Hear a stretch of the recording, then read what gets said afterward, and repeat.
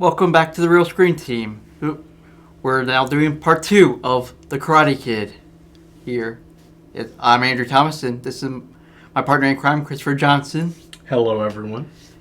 And if you haven't seen part 1 of our video, we recommend you watch it first before you go into this one. So, Chris, want to go into part 2 of Karate Kid? Yes.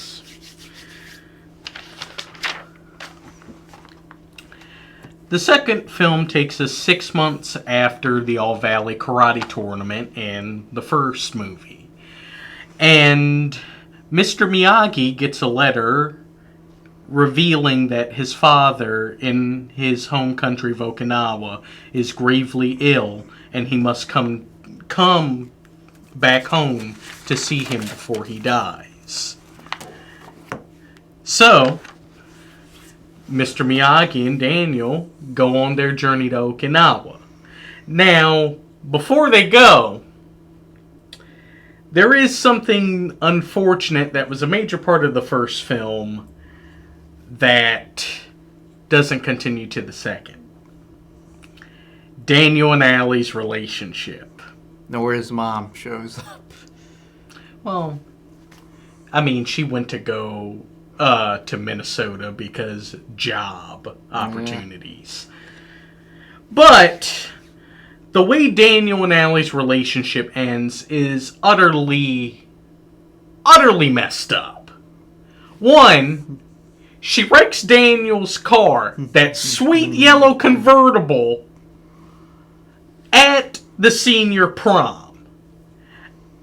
And then, after the dance is over, she breaks up with Daniel to go date this star college football player at UCLA. What? Daniel went through a whole movie fighting for this girl, getting beat up on a semi-regular basis by her ex-boyfriend and his gang of karate motorcyclists. And she's just like, I'm done with you. I found someone better. He's going to be a football star. See, that's the main reason why I have a gripe with Allie Mills. Yeah. That's why, I swear, if she shows up in Cobra Kai, they better address this. Yeah. They better. But anyway, where was I? Oh, yes. So, Mr. Miyagi and Daniel go to Okinawa. And when they get there, they immediately get into some trouble. Mainly trouble Mr. Miyagi ran away from years ago. They get confronted by Miyagi's old friend, turned rival now, and the fellow student of Miyagi-Do Karate, Sato, and his nephew, Chosen.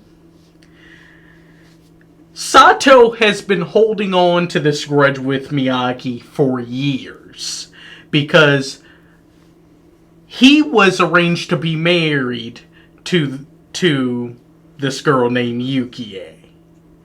But she and Miyagi were actually in a relationship. They genuinely loved each other. And Yukie, because of that, refused to marry Sato. That ruined his honor. And therefore, he wants to fight Miyagi. And not in the All Valley Tournament ways of points, and it stops once the person with 2 points wins. No. This is a fight to the death. But Miyagi, understanding what karate should be for, self-defense, refuses to fight Sato. Because he feels as though it's not necessary, it's stupid. Sato is his friend. And Also, Daniel meets a new girl that he falls in love with. So he recovers really quickly from his heartbreak. Yes, Kumiko. Girl's cute. Mm-hmm. Very nice. She loves dance. Mm-hmm. And I really enjoy the relationship that she and Daniel develop. Yeah. I mean, it really is nice. Yeah. You know, she's not, some spoiled preppy girl like Allie. Mm-hmm. She's just a normal girl that has dreams and aspirations, mm-hmm. but she still does important things for the community. Mm-hmm. I mean, she helps all the young kids learn the traditional dances of Okinawa. Mm-hmm. And of everyone, dear God, Daniel goes through a lot to defend her honor. Yeah. And that's all because of the crazy, quite possibly one of the crazier villains of Karate Kid, Chosen. Yeah. I understand him siding with his uncle on wanting to save his uncle's honor. But dear God, Chosen takes it too far. Mm-hmm. Whether it's destroying the crops for the village to goad Miyagi into fighting Sato. Whether it's cheating the village out of money for their crops. Whether it's him betting that Daniel cannot break all those blocks of ice with one karate chop. And then attack Daniel after he goes on a date with Kumiko for his money that he rightfully lost because Daniel proved how good he was at martial arts. Yeah. Chosen just takes things way too far. Yes, he does. And ha to him that right as everybody, that he and his uncle finally get what they want, they finally pushed things to the point that Miyagi was willing to agree to fight Sato. That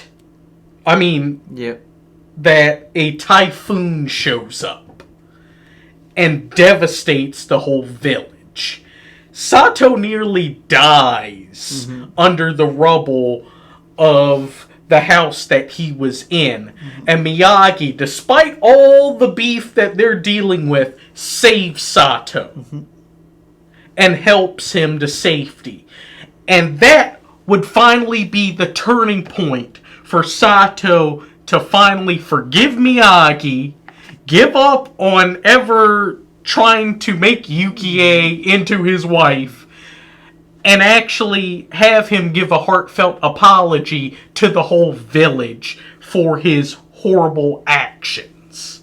Sadly, Chosen doesn't feel the same way. No, because he was a little coward that didn't try to help Daniel save that little bell girl that was ringing the bell to notify that a horrible storm is coming. Daniel risked his life to save someone he does not know. But Chosen, I cannot help him. I cannot.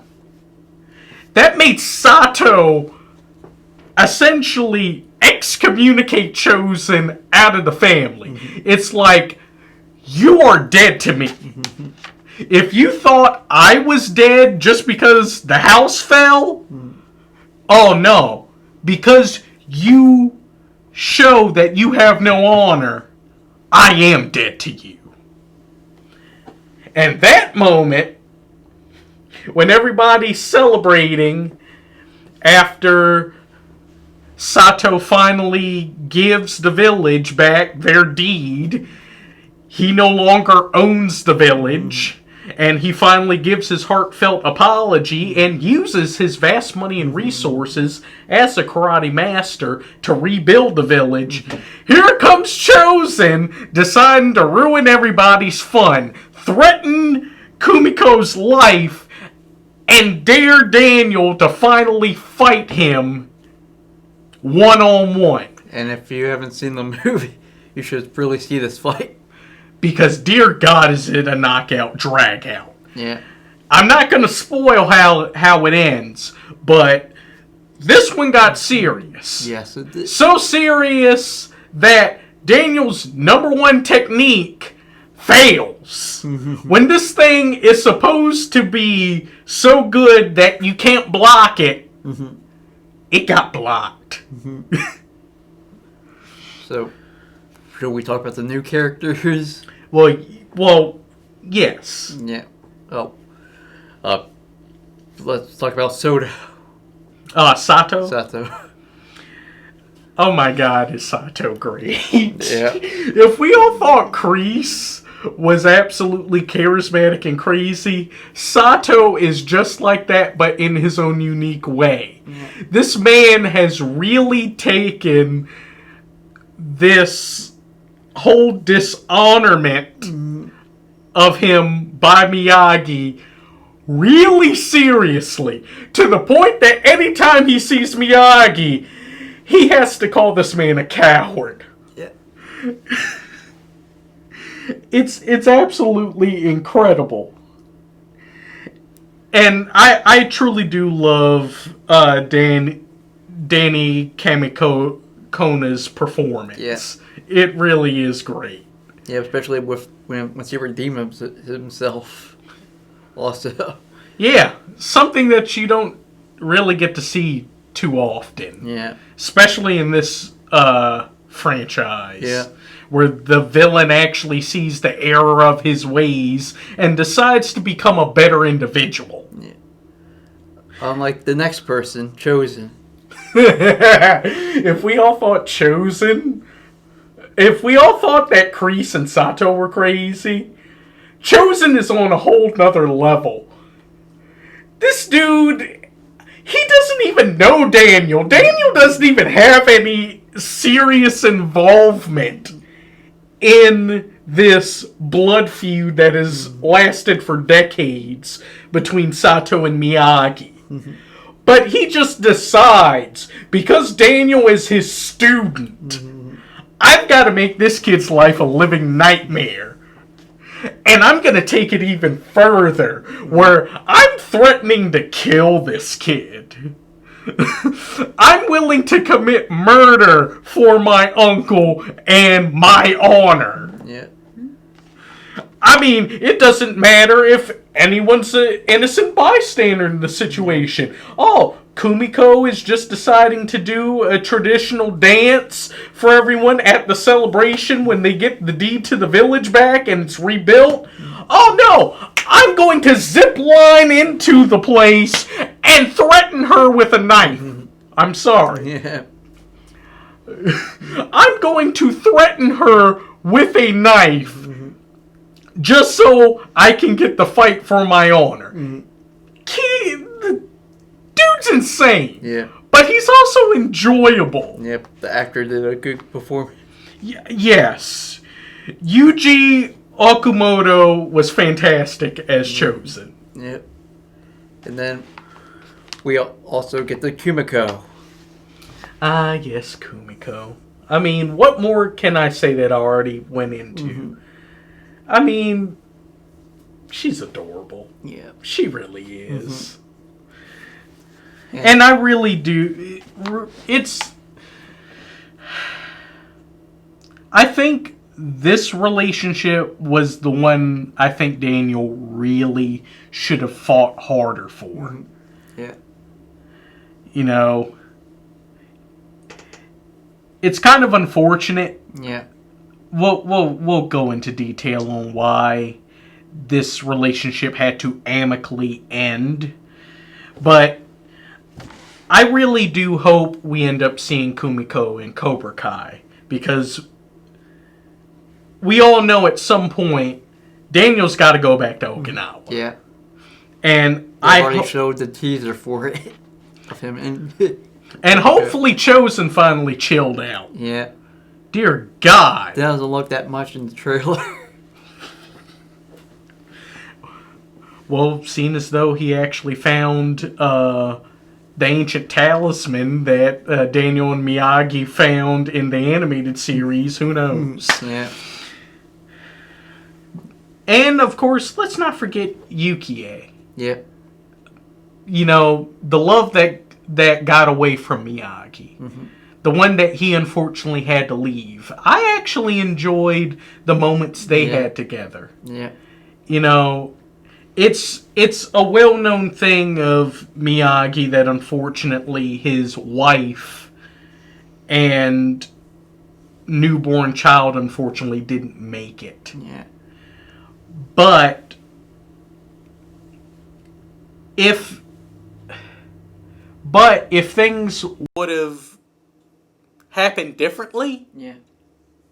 I would have loved to have seen Miyagi and Yukie truly be together. Yeah. And Nobu McCarthy, she did fantastic. So, how do you want to rate part 2? Part 2, I've got to give it an 8. In many respects, there are some aspects of this film I like a little bit more than the first movie, mainly the relationships. But